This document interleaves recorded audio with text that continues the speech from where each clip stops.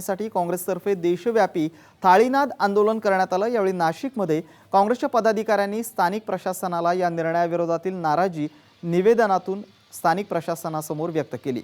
पंतप्रधानांच्या निर्णयाचं काँग्रेसनं स्वागत केलं, मात्र निर्णयाच्या अंमलबजावणीतील फोलपणा 3 ते 4 दिवसात समोर आला। तसंच नाशिकच्या आदिवासी बहुल भागातील ठाणेपाडा इथं बँकेतून पैसे काढण्यासाठी लागणारी चिठ्ठी 10 ते 20 रुपये घेऊन विकली जातीये। आदिवासी बांधवांच्या शोषणाचं हे उदाहरण आहे।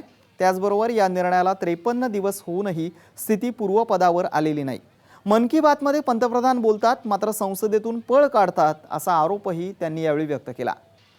दहशतवाद्यांना होणाऱ्या काळ्या पैशांचा पुरवठा, भ्रष्टाचारी मंडळींकडून काळा पैसा बाहेर काढणं आणि बनावट नोटा बाहेर काढण्याचा उद्देश सरकारनं ठेवलं होतं, मात्र यातला एकही उद्देश सफल झाला नाही असा टोला देखील काँग्रेसच्या कार्यकर्त्यांनी लगावलाय। भाजपच्या नेत्यांकडे कोट्यवधींचं नवीन चलन सापडलंय। रोकड विरहित व्यवहारांसाठी आवश्यक त्या पायाभूत सुविधा देशात आज उपलब्ध नाहीत। अशाही परिस्थितीत सरकारनं हा निर्णय का घेतला असा सवालही काँग्रेसच्या कार्यकर्त्यांनी केलाय।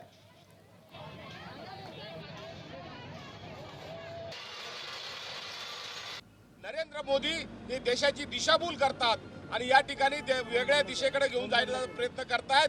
आणि म्हणून काँग्रेस पक्षाचा कार्यकर्ता, सेवा दलाचा कार्यकर्ता, महिला काँग्रेस, NSU आज संपूर्ण महाराष्ट्रात नव्हे तर देशात रस्त्यावर उतरलेले आहे। या मोदी सरकारच्या नोटबंदीचा निषेध करण्यासाठी, या ठिकाणी लोकांना दिलासा देण्यासाठी असं कुठलंही काम मोदी सरकार करत नाही। महागाई एकीकडे वाढलेली आहे, भ्रष्टाचार वाढलेला आहे।